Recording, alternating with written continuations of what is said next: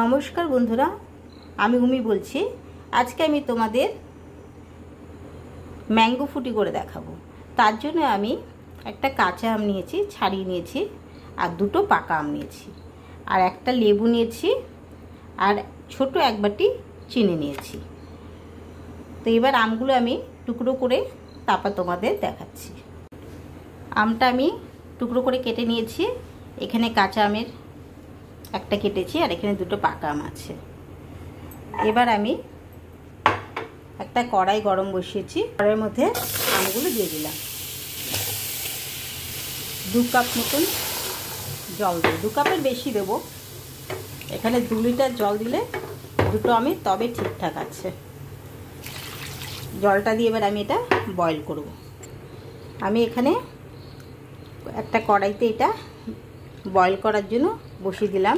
ঢাকা দিয়ে এটা আমি 5 মিনিট বয়েল করব।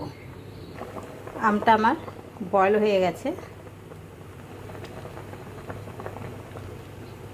আমি এবারে একটা ছাঁকনির সাহায্যে এটা সেঁকে নেব। আমি এখানে 1 বাটি চিনি দিয়ে দিলাম, 1 চামচ নুন দিলাম। আমি আমটাকে একটা ছাঁকনির সাহায্যে এভাবে সেঁকে নিয়েছি। আর এই যে জলটা, এটা আমার ফুটি করতে কাজে লাগবে। এবার এটা আমি পেস্ট করে নেব। এবার আমটাকে আমি একটা মিক্সিতে গ্রেট করে নেওয়ার পরে এটাকে আমি ভালো করে ছেঁকে নিচ্ছি। এই আঁশটা বেরোলো, দেখো।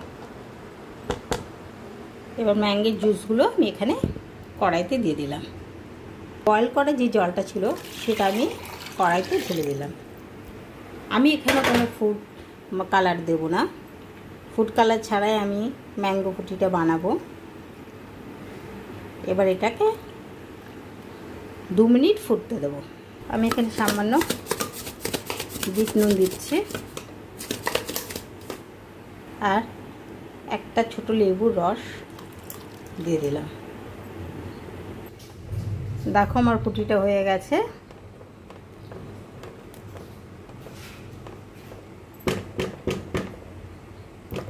আমি তোমাদের গার্নিশ করে দেখিয়ে দিচ্ছি।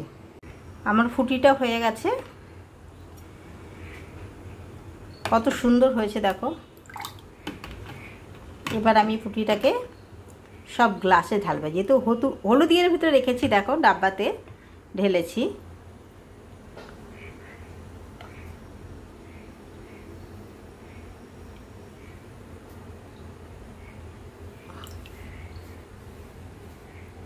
একদম অরিজিনাল ফুটি।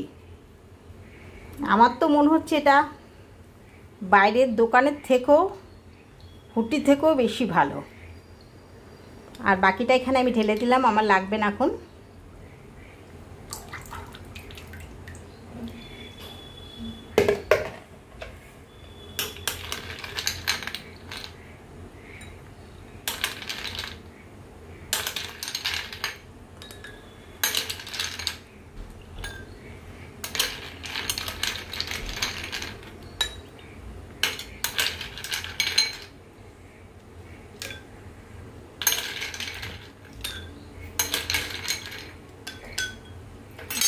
দেখো বন্ধুরা, দুর্দান্ত স্বাদের এই ফুটি হয়েছে।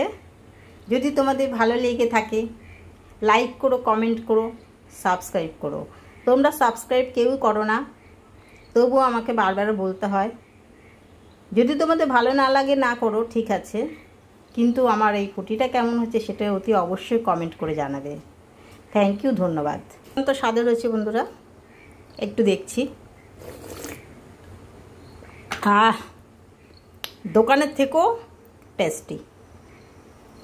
থ্যাংক ইউ, ধন্যবাদ।